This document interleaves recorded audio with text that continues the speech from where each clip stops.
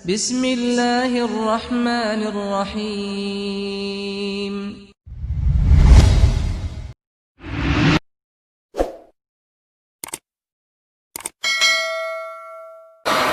Tahun-tahun masa modern, masa teknologi, khatib mengisi khutbah, kita sibuk chat di HP. Saya duduk nikmati khatib menyampaikan khutbah, yang sebelah saya main HP. Bahkan demi Allah saya pernah melihat orang lagi main game.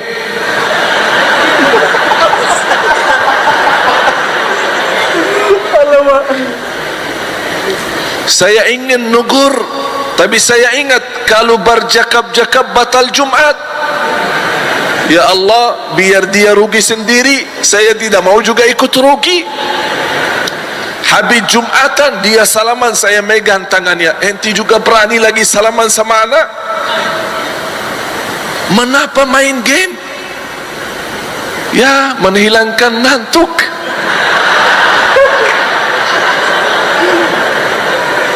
La haula wa la quwwata illa billah. Mohon maaf jamaah sekalian, saya bukan bicara kesalahan, tapi harus kita malu. Kalau sudah posisi Jumat seperti ini, tidak kita hargai, kita tidak muliakan, tak bakal Allah menghargai kita. Biar Indonesia umat Islam terbesar sedunia, tapi di mata Allah tak ada artinya. Karena Jumat bagi kita tidak ada artinya. Orang rata-rata datang telat, orang rata-rata tidur, belum lagi ngobrol, belum lagi anak-anak kita. La haula wa la quwwata illa billah. Ya Allah, saya sedih. Saya sedih.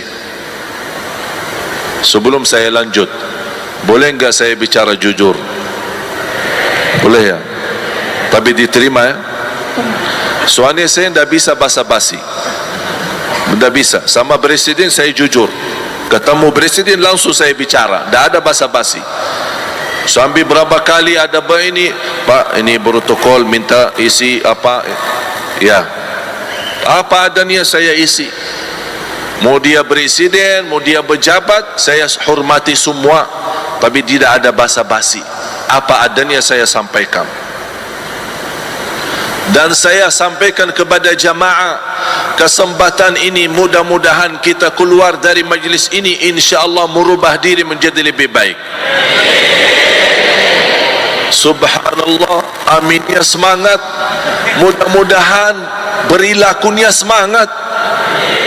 Jalan aminnya saja, tapi pas pulang alhamdulillah. Saya dengar ceramah Syekh Ali dari Madinah, subhanallah. Saya senang ceramahnya. Kira-kira apa yang didapat? Bukannya ceramahnya bagus. Tak ada yang dapat.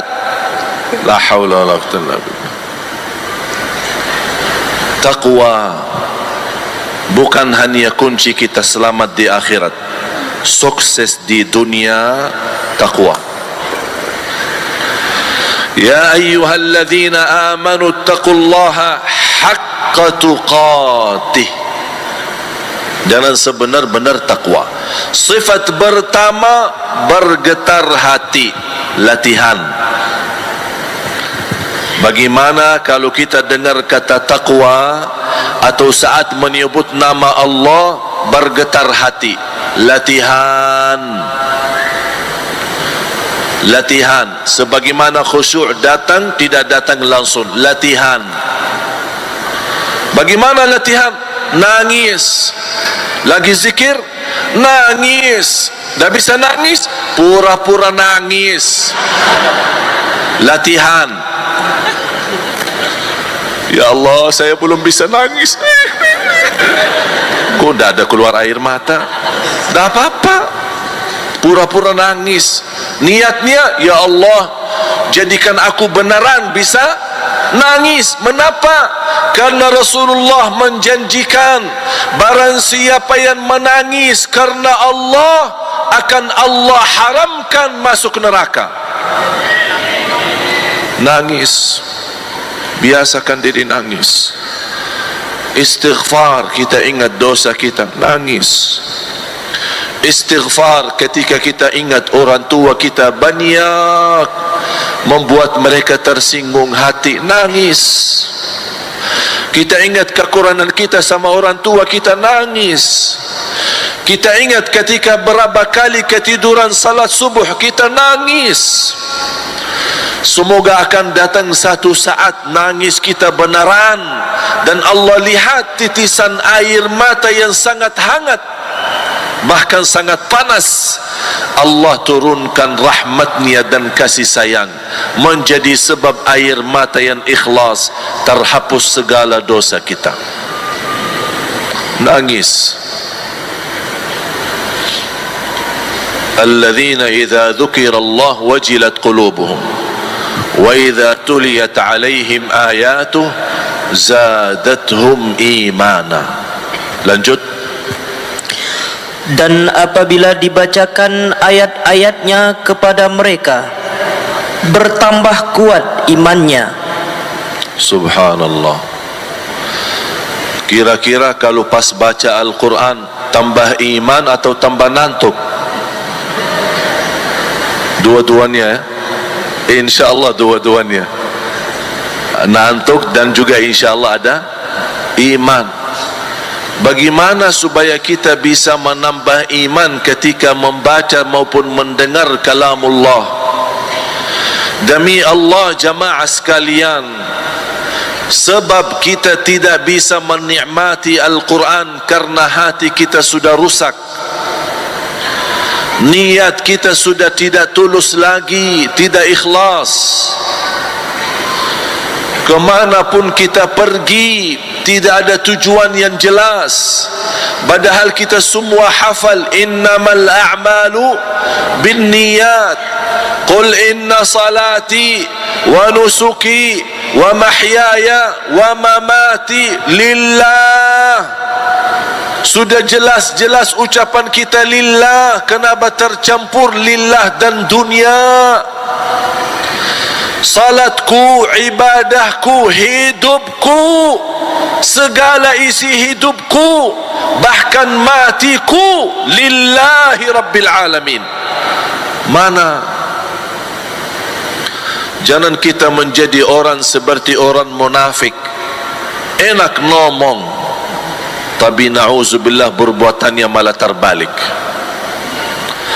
Ya ayyuhalladzina amanu lima taquluna ma la taf'alun.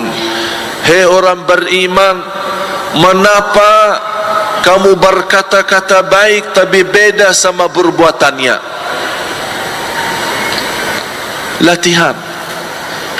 Saya yakin kita tidak ada yang bisa sempurna, tapi ada tanda ikhlas, ada upaya, ada ikhtiar ingin merubah diri menjadi lebih baik. Sungguh akan Allah berikan pertolongannya supaya menjadi lebih baik. Bapak Ibu, Allah tidak keberatan memberi hidayah untuk kita semua. Allah tidak keberatan menjadikan hati kita semua sama dengan hati Nabi Muhammad. Allah tidak keberatan menjadikan kita punya jiwa yang suci dan bersih. Tapi kalau Allah berikan semuanya, apa kelebihan kita sih?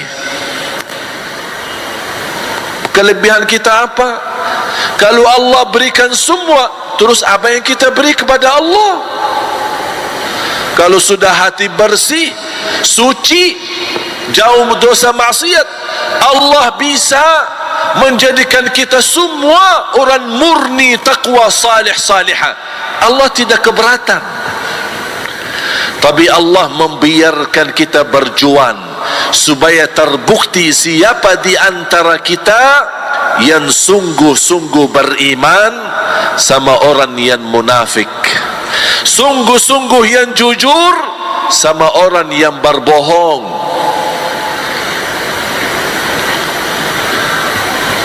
Apakah kalian mengira akan masuk surga begitu saja sebelum Allah teliti kita siapa yang jujur dan siapa yang berdusta? Inilah dunia ujian. Menurut saya kelas, naik kelas kan, ujian nasional. Faham ujian nasional? Ini ujian internasional, bukan nasional lagi. Ini ujian. Huwallazi khalaqal mauta wal hayata liyabluwakum ayyukum ahsanu amala. Allah menciptakan mati dan hidup untuk menuji kalian siapa di antara kalian yang sebaik-baik amal. Bukan sebaik-baik nama, bukan sebaik-baik pakaian, bukan sebaik-baik jabatan, bukan sebaik-baik harta, tapi sebaik-baik amal. Dan amal tidak muncul sendiri kalau tidak ada usaha dan kerja keras. Saya pernah bertemu sama tukang jual makanan, suka keliling dari rumah ke rumah. Teng teng nasi goreng, teng teng goreng. Pas masuk waktu Isya, saya ajak beliau, pas saya ketemu pasti jalan menuju ke masjid. Ayo mas, temanin kita ke masjid, nanti lanjut cari rezeki biar berkah. Aduh, ini Habib, baju saya, celana,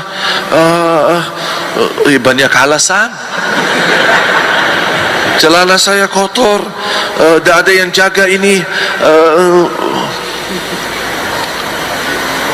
Terus tidak salat, InsyaAllah salat. Terus maghrib tadi sudah, jujur Habib belum. Terus Isya mau salat, maghrib aja belum. Bagaimana ente? Maaf, baju saya kotor.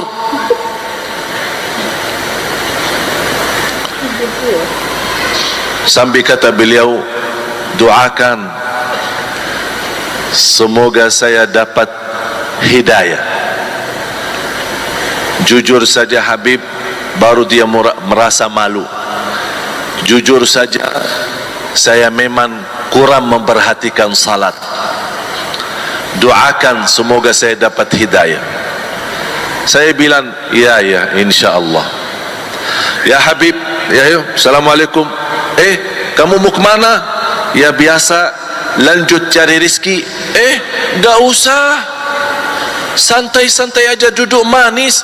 Saya nanti doakan supaya datang rezeki kepadamu. Langsung, oh gimana? Rezeki kan harus dicari. Subhanallah, rezeki harus dicari. Kalau hidayah minta sama Habib, doakan aja. Iman hidayah dah harus dicari. Allah turunkan hidayah, Allah bagi hidayah. Tapi siapa yang bersungguh-sungguh cari hidayah, dapat. Sebagaimana bersungguh-sungguh cari rezeki, dapat. Allah adil. Jalan ke surga jelas, jalan ke neraka jelas. Tinggal kita milih. Aku heran, masuk surga aja gratis, tapi berat. Masuk neraka bayar. Mana ada dosa tak baki bayar? Ayo, bisa enggak berzina tak baki bayar? Karaoke tak baki bayar? Macam-macam dosa maksiat tak baki bayar? Ada enggak? Tak ada. Bayar. Mau bayar, ujung-ujungnya supaya menikmati. Bukan nikmati namanya, itu namanya gelisah hati sebab dosa. Tambah kita sadar, syahwat yang terbuang dengan cara haram sesaat saja dinikmati, tapi habis itu membawa penyesalan sampai hari kiamat. Nauzubillah. Buat apa kalau nikmati sesaat tapi selamanya menyesal? Selamanya gara-gara dosa tersebut membuat hati kita buruk, membuat hilang khusyuk, membuat susah tahajud, membuat susah berjamaah, membuat susah berakhlak. Mengapa kita salah langkah? Ternyata betul Allah tidak pernah menzalimi kita, tapi hamba yang suka menzalimi dirinya sendiri. Allah memerintahkan dan Allah juga melarang, tapi Allah tidak pernah maksa untuk bertaat, dan Allah juga tidak pernah maksa untuk menghindari dari dosa. Kira-kira Bapak Ibu kalau dengar azan, kalau tidak mau ke masjid, apakah Allah marah sama kita atau mukul kita supaya sadar? Ada enggak? Tiba-tiba dengar azan dan mau ke masjid, ada tempel di muka kita. Ini dari mana ini? Pernah enggak? Allah tidak pernah maksa. Allah wakili seorang muazzin memanggil kita, hayya 'alas salah, hayya 'alal falah. Dah mau ikut, dah mau dengar, tidak mau taati, tidak mau ke masjid, ya terserah, itu pilihanmu. Tapi nanti kalau diazab, jangan salahin Allah. Kebaikan maupun keburukan itu pilihan kita.